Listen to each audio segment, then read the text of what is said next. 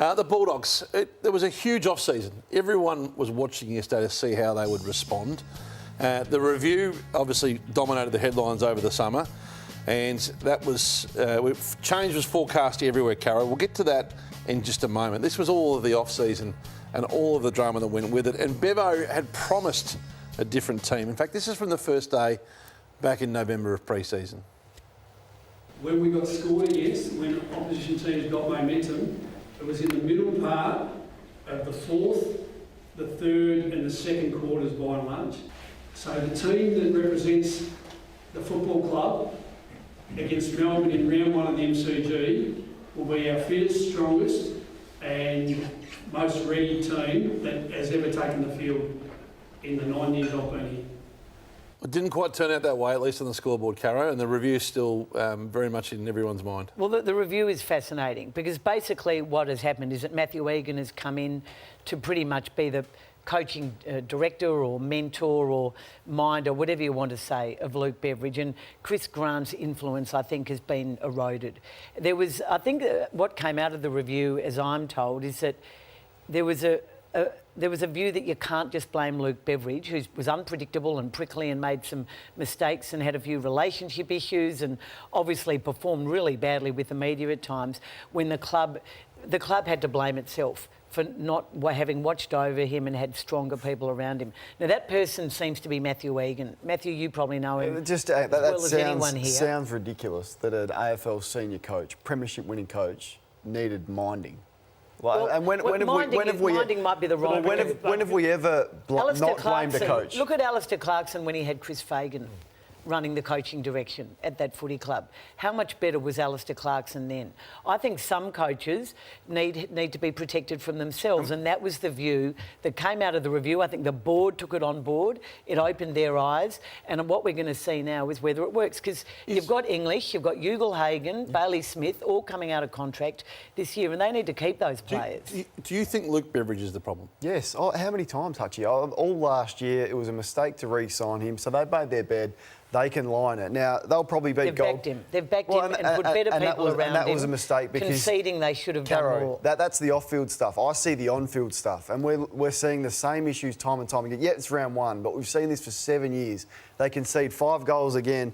Only West Coast, North, Hawthorn and Essendon have conceded more 5-goal run-ons in the recent period of time since the 2021 grand final. Hutchie, Melbourne had 121 uncontested... Jack Billings took 15 uncontested marks. That's a measure. Luke Beveridge doesn't rate defence, and they'll win some games of footy because doesn't rate it or can't coach it. No, well, both. Or I don't know, but because he's had a full season to fix it, I'm not defending Luke Beveridge, but you rave about their list. Bramble, West, Gallagher, Vandermeer, Caulfield, Harms, McNeil, Karmas. How many sides are they getting a game? Yeah, so you've done your research, but I'll go to GWS and I'll go Bedford, Buckley 12 months ago. What sort of player was he? Riccardi, Briggs, what sort of player was he 12 months ago? O'Halloran, Perryman, Weir. They all played for GWS. Every team has role players, go through Collingwood's premiership team.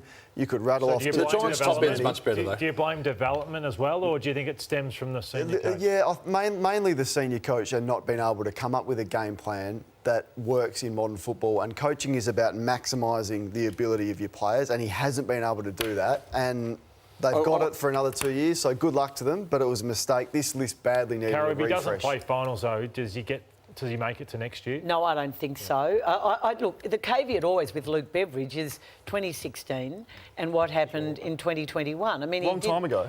Well, 2021's not that long ago, but they're leading and they got smashed in the grand final. He was definitely in trouble last year and he was damaging their brand. Now they've taken away the keys and let's see how he goes with better people around him. What about their centre-bounce stuff, Lauder? So I just think that this is what cost them in the turnaround in the grand final against Melbourne, and this started off the chain. They kicked the first 2 goals, the Western Bulldogs, but I still think that that hasn't improved in terms of their centre-bounce. Then I could have shown more of those, but Beveridge was upset with the last 5 goals that were kicked by Melbourne, and they fell apart. This is round one, and you saw the way he spoke. But this is some of the football. Watch this. This is some of the football that was played against the Western Bulldogs, which was damning in the last quarter. And you've got to know your opposition as well. So we know, and we touched on it last week on this program, that Max Gawn is susceptible to physicality off the ball, and what Grundy did to him tactically, and Lee was strong on that on the furnace last night. I just wanted to highlight this clip. So Gawn actually takes that mark, but he doesn't think he's taking that mark. He runs to set up for a kick out.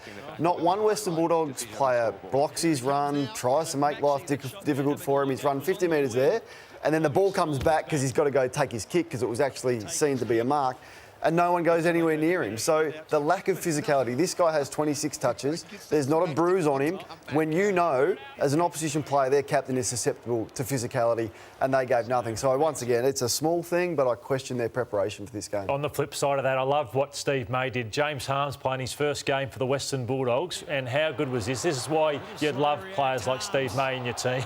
Did he let Stephen May know about it? And that's what, I'm critical of Melbourne at times with the way they lose.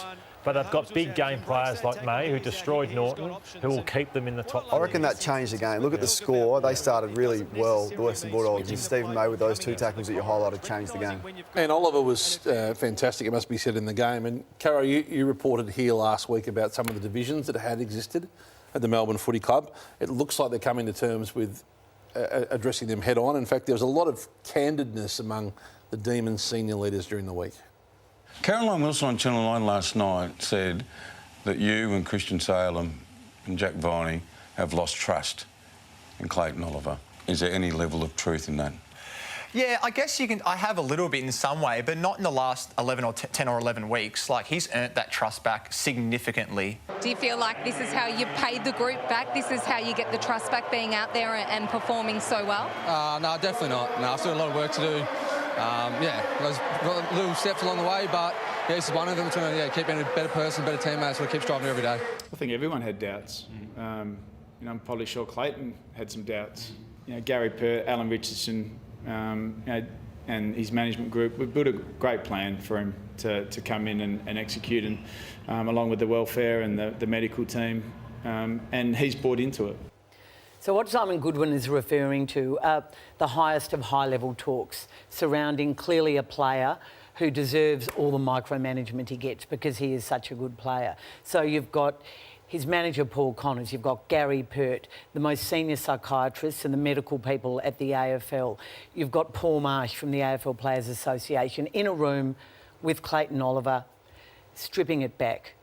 And I think, to date, it's clearly worked. Now, they still think there will be issues, but having said that, Kane, they were astonished at that interview he did post-game with Max Gawn at his side and Sarah Jones. Astonished at the new Clayton Oliver they're seeing. Now, will it work forever? Who knows? But after some very, very tough and pretty brutal conversations that, as I said, strip things right back.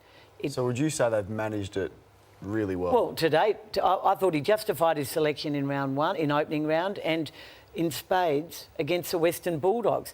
Now, Melbourne have got obviously other problems, and they've got this drug issue with Joel Smith. There are clubs, as I said the other day on 3AW, who are getting really frustrated, who've had a gutful about not knowing, and I'm not talking about this player, but players generally who might be on the medical model or who have issues that they don't know about. So I asked the AFL CEO, Andrew Dillon, about this on the weekend. In relation to our illicit drugs policy, we've been reviewing that for a while now with the Players Association. We've had the illicit drugs policy in place for a number of years, but we want to make sure that it continues to evolve as societal norms or societal issues evolve as well. So it's under review, and it's fair to say it will change after that review. So Craig, Melbourne and their new crack PR team, led by Claire Pettifer, are waiting for the next instalment from Mick Warner. It hasn't come. There doesn't seem to be any police action or sport integrity action yet on those allegations of drug trafficking.